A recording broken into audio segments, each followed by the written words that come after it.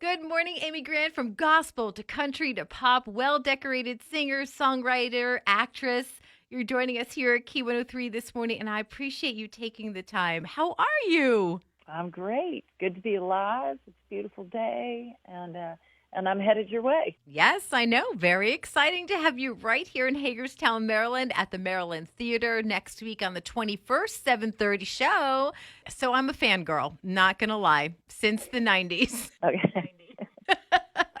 And I was learning that you signed your first recording contract at the age of 15. Yeah, I was not crazy set of circumstances, and Tell us about that. well, I loved music, but I was not one of those kids that like sang into a hairbrush, looking at my face in the mirror. I was so captivated by songwriting. Mm. And I was young and vibrant in my faith experience. I had sort of stumbled onto a hippie church that had a coffee shop next door, and they had live music on Saturday night. Oh, wow. And so we would all go, and I mean, I had to hitch rides to get there. We would sit cross-legged on the floor, and, it was just like, it was like a music festival now. And I mean, I wanted to be a part of that music. And so I started writing, and way back then, contemporary faith music was just finding its footing. Yeah. And so there was a record company in Texas that was trying to launch a label with 12 artists, and they couldn't find anybody. And all I know is scraping the bottom of the barrel, they found me. Oh, I doubt they're saying that now. Oh, my gosh. But I really learned to sing and write because I was asked to be an artist. A lot of times our life finds us, and mine definitely found me. That's awesome. Well, you've won 6 Grammys. I don't need to tell you this, over 25 Dove Awards, selling more than 30 million albums. I mean, goodness gracious, 6 #1 hits. But I have to ask you, is there one album that you feel most connected to? Really, when I think about an album, I'm not thinking about its success or not. Mm. I think about the process of creating that album. And to me, it's all about the recording experience. And I recorded 4 albums at a destination studio called Caribou Ranch that no longer exists, but it's in the Colorado Music Hall of Fame. Oh, wow. This all happened in the 80s. But it was 2 weeks there. I mean, it took the entire album budget. But for 2 weeks, the first week, I invited all the musicians and their families, wives, children, and we ate dinner by lantern light. They had a full cooking staff there.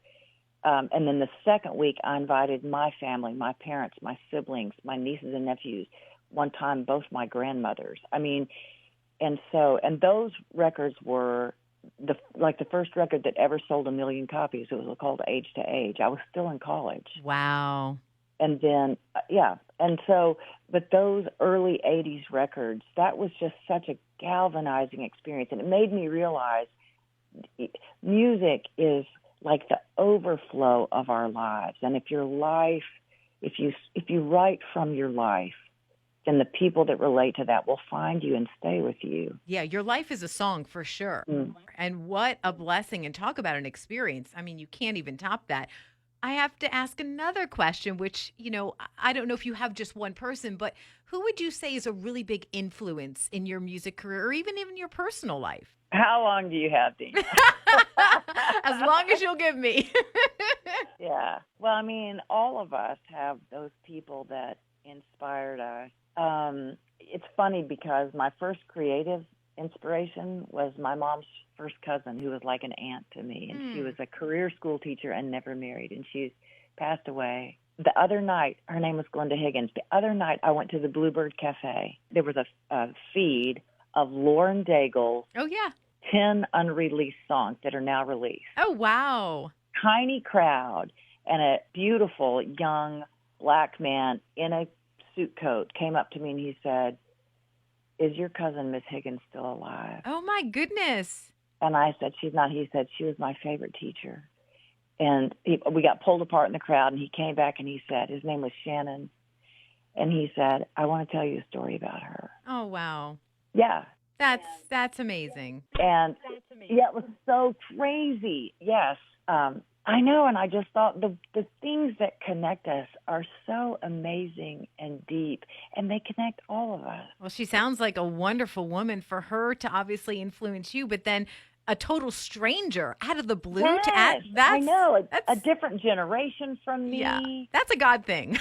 Yes, and the story he told very quickly, he just said, I was in 8th grade. She taught grammar, and she said, I'll give extra credit, big extra credit, to anybody who'll dress up for class tomorrow. Public school. He said, I needed extra credit. He said, as it turned out, everybody dressed up. Nice. And everybody kind of walked into class, and he said it was the most vibrant class. And he said we all kind of, I don't know, we felt proud of ourselves. It was interactive. Everybody was engaged. And at the end of class, she said, this is big extra credit, and you all are wonderful. Today felt different. I wanted you to know that when you put your best foot forward and make an effort for how you show up, it affects how you participate. Wow. What a lifelong lesson. Yes, and he grabbed his jacket, and he said, I still live that lesson. Ah, you just gave me know. chills. It just made me so teary. And then it's funny because I was driving to the mountains of North Carolina shortly after that, and I just thought, I don't know, have I really grieved her passing? Well, what an opportunity to do that as well. Yes. Again, I just bawled my eyes out. I thought, whatever truckers I'm passing think, this woman is crazy. Oh, been there. Yeah, and I thought, I'm so glad for her life. I'm so glad she was a part of my life. Yeah. Anyway, so. Thank you for sharing your heart. What a great story. Along a similar line as far as influence, I know that you've done some great duets. I mean, The Next Time I Fall was one of my favorites with Peter Cetera. Oh, yeah. But do you have a favorite? I have a one that's a favorite, and it hasn't come out yet. Oh. But you can, maybe at some point you can play it because it's coming out in October. Oh, nice. But I was invited last summer to sing a duet with Corey Asbury. He's known in the faith genre. Yeah. He's got a great gravelly voice. Yeah. And he's doing his first country record. And so last summer, I was asked to do this song called These Are the Days. These are the days that we'll want back. Wound up having a bike wreck, which led to a couple of different surgeries in my recovery. He waited so patiently. He could have asked anybody else to sing. Aww. And I finally, this last spring, was singing. And that song, I could hardly get through it for crying. Oh. And even the producer said, oh, my gosh, this song. And we wound up sitting there kind of in the afterglow of that song, talking about songs that have moved us that we've never recorded. And one of mine was a song that I wrote for my daughter after a therapy session called What You Heard. And one of Marshall's, he said, I wrote this 5 years ago. I'll never record it. And it was a song called Trees We'll Never See. And I went, Marshall, I've personally planted over 150 trees in my life. Wow. I love that book, The Hidden Life of Trees. And he said, Amy, you're the person to record this song. And we never would have had that conversation had it not been for Corey Asbury. Wow. Wow. Everything just kind of comes together. All things work for good to those who are called according to his purposes. I love that. Yeah. Now, will we be blessed with hearing this during your show next week? Next week, when I'm in Hagerstown, you will hear the song Trees We'll Never See. Nice. Yeah. Nice. Well, I'm so excited for that. So with your upcoming show, that's a little taste of what you're going to be doing, but what can we expect? I'm reviving a few songs from an album I released in the late 80s because I am re-releasing a live version of that record that was recorded in 1989. Oh, nice. And which album was that? It was an album called Lead Me On. Okay. And so we're doing the title track from that, at least one, maybe two other songs. And this show in Hagerstown on the 21st, it's just the second night of the tour, so I can't say I've landed on everything we're doing. we have way too many songs to pick from, for 40 plus years of music, but it's going to be a great night. Oh, yeah. No, and so looking forward to it. I will totally be there. Your voice is still timeless. I mean, you're timeless. You're beautiful inside and out. Now, I have to share something I'm a little bit embarrassed to share. So I'm just going to pretend you're like a girlfriend to me, all right? Okay. And I'm just going to say this matter of fact. You have one of the most well-proportioned noses I have ever seen. I Okay, doubt that's anyone funny. has ever said that to you. Nobody has ever complimented me on my nose. So I am Italian and I have a big Italian nose. And back in the day, in the 80s, I bought your album, Heart in Motion, and on the album cover is a side view of you. And I was like, oh my gosh, that's the nose I want. I brought your album with me to the the consult and I was No like, oh way, yeah. Oh yeah. But I was like, this is the nose I want. Dina. Do we have the same nose now? No, sadly, because I found out a couple weeks later I was pregnant. So I I couldn't get the surgery. So that was a blessing because my husband was like, "Why would you ever change your nose? I love your nose. Like your nose is who you Oh, are," which was oh, very beautiful. But love that. yeah, I almost Okay, got your nose.